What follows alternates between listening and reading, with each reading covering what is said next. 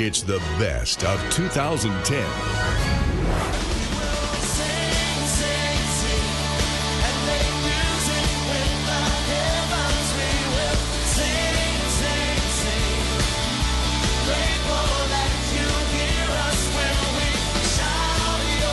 I don't know where you're at. I don't know what country you're in.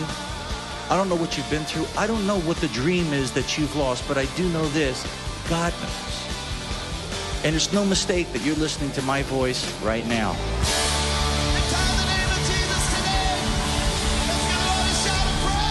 One of the scriptures that everyone knows is make a joyful noise unto the Lord. Yeah. And you can't really make noise and be quiet. When I was 8 years old, my dad was one of the great, beautiful evangelists and pastors of the Assemblies of God Church for 55 years.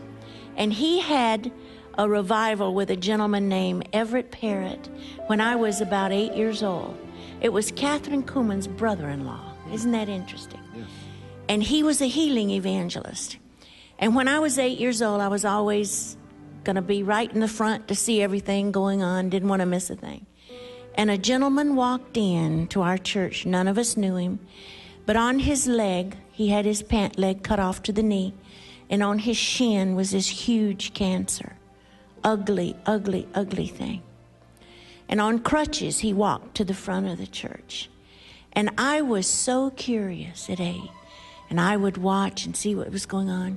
And then Pastor Everett, Evangelist Everett, went over in the middle of the service. And of course, I was right there watching. He laid hands on him. And at 8 years old, these eyes saw a cancer disappear. Wow. Off of that man's leg. Absolutely disappear. Thank you. Thank you, Lord. So when you see that, you know that the miracle-working God that loved him loves all of us. Right. Loves all of us. There's a healing stream where I find my peace. I said, "Doctor, am I going to die?" And he said, "This is terminal." He says it's soon, it's terminal, and then what happens? What's your frame of mind at this point? Well, I went home and they scheduled different CAT scan, PET scan, blood work. And by now, 2 weeks later, the doctor said, "You got to come in for chemotherapy." I said, "Chemotherapy? My grandmother died of cancer. I'm not going to go through chemotherapy." Radiation every day for 30 days. I said, "No, I'm not going to go through this. It's not going to happen that way." You know what? Chemotherapy, you lose all your... You know what? This is your story. You tell the story. But go ahead. And so, yeah, we went through the chemotherapy about a month or so after. Of course, the family said, "Just try it. It's your last option. Take a shot of this." And so I went. My whole body broke out of these blisters from a drug in there that they said I was allergic to. In the chemo? In the chemotherapy. There were 4 drugs, and they said, "You're allergic to one of them." So I said, "Well, that's it. I'm due. Chemo can't work. God didn't work. It's over." There's a healing stream where I find. Then I read Mark 11:24. "What things soever you desire when you pray, believe that you receive it, and you shall have it." So, at what point did it start to turn around?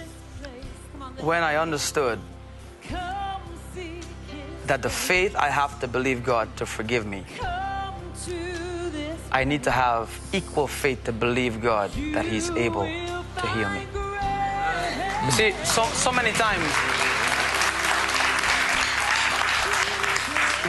we mess things up sometimes, and we go to God and say, "Lord, forgive me, wash me in your blood," and we believe we're forgiven, and we jump up again, and we're back at base. But I'm like, if you're able to save, God, you're certainly able to heal. And that's when my faith started to grow in God. And I said, "Lord, whether you like it or not, your word said, by your stripes, I am healed. And I'm going to appropriate your promise. It's going to happen." I started to write things down. I started to confess the word of God. Every healing script in the word, I started healing of the children's bread. By your stripes, I'm healed, Lord. And I continued to confess the word. Then I looked up the meaning of praise and worship.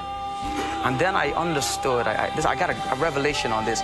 If we could only get back into the presence of God, where his Shekinah glory dwell, it does it. It does it. And I started to sing, I started to praise, I started to get my condition set right so that now God moves. Carmen, one night, my pastor read Joshua chapter 1 to me, be strong and of good courage, be strong and of good courage. And I went home and I looked out the door, I saw my two beautiful daughters, I said, I will not die, I will live. That was the turning point. That was the turning point.